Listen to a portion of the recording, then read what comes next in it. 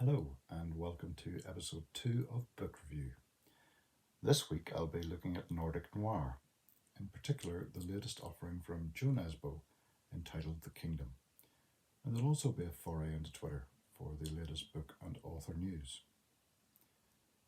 Nesbo is synonymous with the darker side of life and death, unafraid to delve into the sometimes twisted psyche of human behaviour. My introduction to this murky world came not from a book, however, but in the form of the roller coaster film adaptation of his 2008 novel Headhunters. The Kingdom introduces us to brothers Roy and Carl Opgard from a family farm in a quiet mountain town in Norway. As Roy intones, "You know what Dad called this miserable little farm of ours? What? The Kingdom. Opgard is our kingdom," he always used to say, as though he was worried Carl and I wouldn't take owning our land seriously enough. The familiar love-hate relationship with the place she grew up in highlights the younger Carl's decision to have left to pursue a new life in Canada. His elder brother Roy stayed, carving out a lonely life as a mechanic in charge of the local filling station.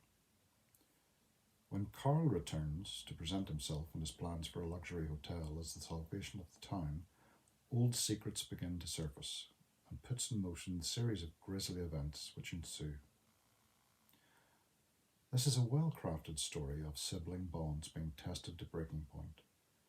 It is told through the eyes of Roy, who becomes infatuated with his younger brother's alluring wife Shannon, with unforeseen and devastating consequences. I found myself being drawn into this Nordic tale, never doubting the authenticity of the characters or their daily lives. Nesbo writes in an almost casual, matter-of-fact style, building the plot through his protagonists and their surroundings. The theme of nature versus nurture is resonant throughout, and you ask yourself, what causes people to behave the way they do? Are we doomed to repeat the mistakes of our parents? Or is it more to do with our environment and opportunities which lead us to our ultimate choices? I await the inevitable film adaptation with high hopes. Now, this week I have been checking out the latest book news and recommendations on Twitter.